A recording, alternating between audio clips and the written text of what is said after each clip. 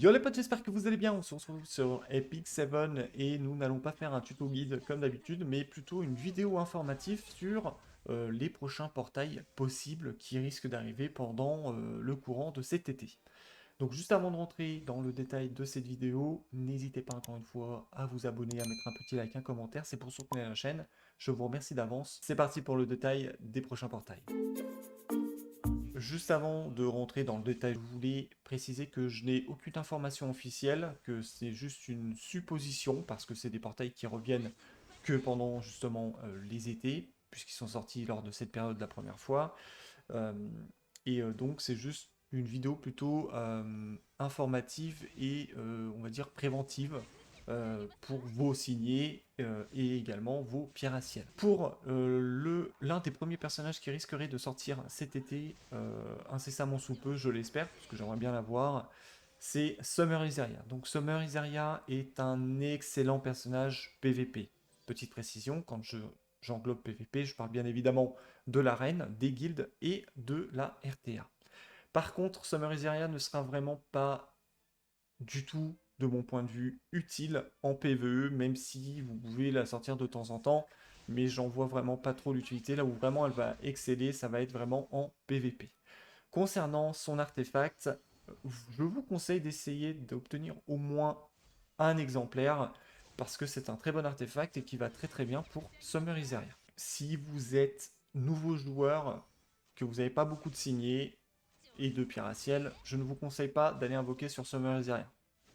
Parce que juste après, je vais parler d'un autre personnage qui va être vraiment beaucoup plus important pour vous et pour l'évolution de votre compte et faciliter même au niveau de votre compte. Si vous avez plus de 5-6 mois de jeu, voire plus, évidemment, je vous conseille d'aller invoquer dessus parce que vous allez commencer à pouvoir l'équiper, pouvoir la tester et prendre du plaisir parce que c'est vraiment appréciable de balancer une bombe, de la faire exploser et de one-shot du coup, ou pratiquement one-shot, une cible ennemie tout simplement. Ensuite, nous allons passer à Bellona, donc Bellona des plages, excellent personnage qui va vraiment être très très très très très bon en PvE, qui va être très correct en PvP, surtout pour commencer. Mais c'est vraiment là où elle va excéder, ça va être en PvE, bien évidemment. C'est un personnage qui va vous servir dans une team Wyvern, enfin même plusieurs teams Wyvern. Au final, vous pouvez c'est un couteau suisse, vous pouvez la mettre avec différents personnages. Vous n'êtes pas obligé de vous focaliser sur une seule team. C'est un personnage également qui va vous servir en expédition, en abysse. Bref, un peu partout, finalement, un peu partout où vous êtes un peu coincé, Bellona va pouvoir vous débloquer de situations qui risquent d'être assez emmerdants. Ensuite, Bellona pour le PVP, vous pouvez l'utiliser. Malheureusement, vous allez très vite limiter parce que justement, si vous l'utilisez en PVE, vous n'allez pas avoir le même équipement recherché qu'en PVP. Donc du coup, pour la RTA, par exemple, pour moi, on l'oublie entièrement. Sauf si vous l'équipez justement pour la RTA, où ça peut être intéressant.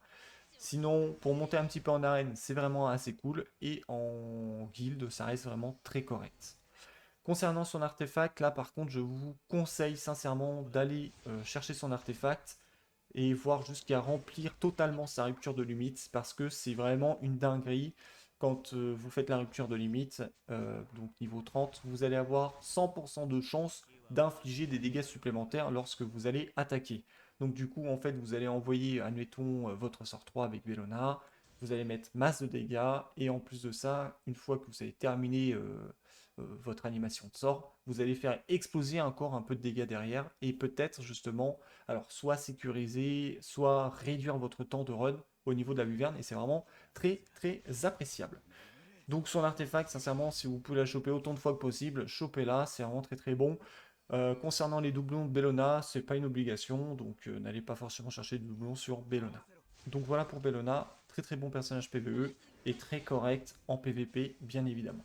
Ensuite, nous allons parler de Milim. Donc Milim, c'est un très bon personnage PvP, plutôt axé à RTA pour le coup. De mon point de vue, c'est plutôt axé RTA. Euh, En PvE, sincèrement, 0.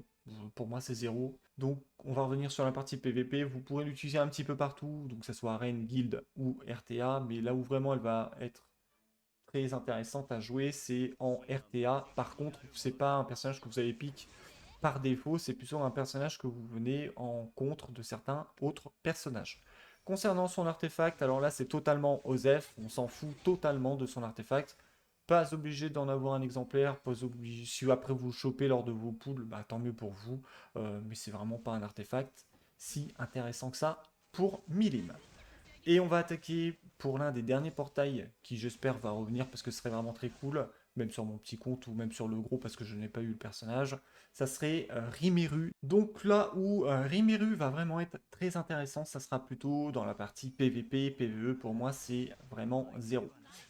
Donc la partie PVP, franchement, vous pouvez jouer cette unité partout, que ce soit donc Arène Guild ou RTA. C'est vraiment une unité incroyable pour le PVP. Concernant son artefact, pareil que Midim, on s'en fout. Et là vraiment, c'est vraiment pas une obligation.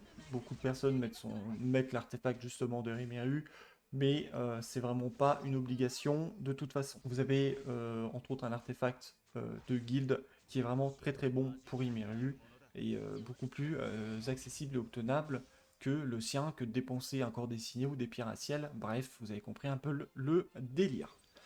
Donc voilà pour les 4 prochains portails, ou en tout cas les 4 portails qui devraient sortir cet été, en tout cas je l'espère.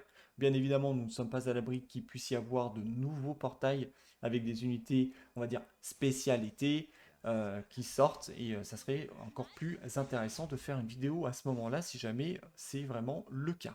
Je vais faire un petit récap concernant mon choix. Donc si vous êtes early game, c'est-à-dire comme moi sur le petit compte, vous avez 2 voire 3 mois de jeu, je vous conseille d'aller invoquer Bellona et de choper son artefact autant que possible. Vraiment, sincèrement, vous ne regretterez pas ce choix. C'est un personnage qui se joue partout en PvE et qui est très correct en PvP. Ensuite, en deuxième, là c'est assez serré. Je pense que c'est plus une question de goût, mais je vous conseillerais soit d'aller invoquer Summer Iseria ou d'aller invoquer Rimuru. Voilà. Et en dernier choix, je partirai sur Milim, bien évidemment, si vous êtes plutôt early game. Ensuite, si vous êtes plutôt dans le mid late game, donc passé 6 voire 7 mois de jeu, que vous commencez à avoir de l'équipement, que vous voulez vous monter justement une vraie équipe PVP, je vous conseille, et bien évidemment si vous avez Bellona des plages, je vous conseille d'aller invoquer Rimuru en premier, en deuxième Iseria, et ensuite Milim, bien évidemment. Et si vous êtes en late game, je pense que ça sera à peu près comme pour les mid game, hein, tout simplement. Je conseillerais vraiment de partir sur Rimuru qui est vraiment top méta actuellement. Ensuite, partir sur Milim ou Iseria, encore une fois, en fonction de ce que vous avez comme box aussi, évidemment, c'est à prendre en compte. Mais en premier choix, je partirai sur Rimuru. En deuxième, soit Milim qui est vraiment très situationnel, ou alors Summer Iseria qui peut se glisser dans un peu plus de team plus malléable que Milim de mon point de vue, bien évidemment. Et en dernier, ben, Bellona si vous cherchez à augmenter son imprint ou à rechoper tout simplement son artefact. Donc voilà pour cette petite vidéo informative. Comme d'habitude, n'hésitez pas à mettre un petit like, un commentaire, à vous abonner si ce n'est pas déjà fait. Je vous remercie d'avance. Portez-vous bien d'ici le prochain tuto. Bye!